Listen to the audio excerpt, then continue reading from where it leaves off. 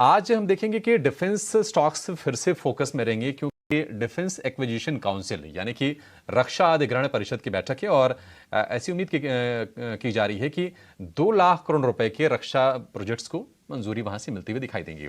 हमने देखा है कि 1 लाख की रैली हो गई है डिफेंस स्टॉक्स में, लंबी वाली रैली, उसके बाद लोग प्रॉफिट बुकिंग किए, फिर से छोटी छोटी अब तेजी हो रही है। कल हमने एचएएल को चलते हुए देखा, कोचिन शिपयार्ड में तेजी देखी, एचएएल 52 हफ्ते की ऊंचाई पर ट्रेड कर रहा है, 24 रुपए के आसपास के भाव आ गए हैं। मयूरेश जी, डिफेंस स्टॉक्स में आपकी रणनीति क्या है? क्या आपको लगता है कि क्योंकि ऑर्डर का सपोर्ट है, सरकारी ऑर्डर भरपूर हैं, विदेशों से भी ऑर्डर्स मिल रहे हैं कंपनीज को, आप किस तरह से देख रहे हैं? वैल्यूएशंस अट्रैक्टिव हैं या फिर थोड़ा सा सावधान रहना चाहिए? नहीं, तो दो चीजें। एक, आई थिंक ऑर्डर बुक में तो कोई there are no two questions raised, क्योंकि जो ऑर्डर्स इनको मिलते जाएंगे और जो नए हम न्यूज़पेपर आर्टिकल्स देख रहे हैं, जो नए तेजस फाइटर्स हुए हैं या शिपयार्ड के ऑर्डर्स हुए हैं, अच्छी खासी ऑर्डर बुक होने वाली है सारी कंपनीज की। हाउएवर, एक चीज ये समझनी चाहिए कि these orders are to be executed over a longer period of time. ये ऐसे नहीं कि एग्जीक्यूशन कल से स्टार्ट हुआ और रेवेन्यू रिकग्निशन 1-2 साल में हो गया। एक अच्छा 5, 6, 7, 8 साल लगते हैं for orders to get completed and revenues to start accruing.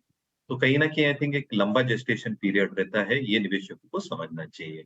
दूसरा, वैल्यूएशंस चल चुके हैं और अगर आप हिस्टोरिकल वैल्यूएशंस कंपेयर करें तो ऑब्वियसली ये स्टॉक्स बहुत ज़्यादा महँगे लगेंगे।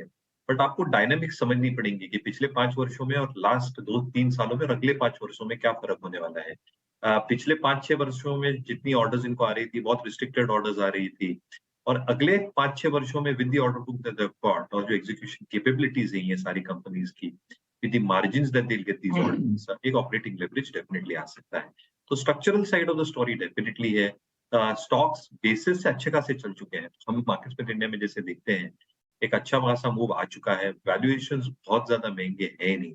बट आई थिंक स्टॉक्स को थोड़ा पुल बैक्स देना बहुत जरूरी होगा for new investors to probably jump in. तो existing investors definitely momentum ride कर सकते हैं, but fresh investors will have to wait for declines onto these counters.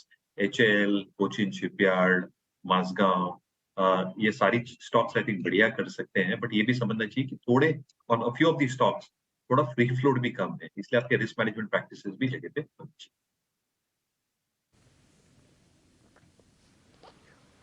ठीक है, ये कुछ एक सरकारी कंपनी से व्यू भी था मेरे सर का।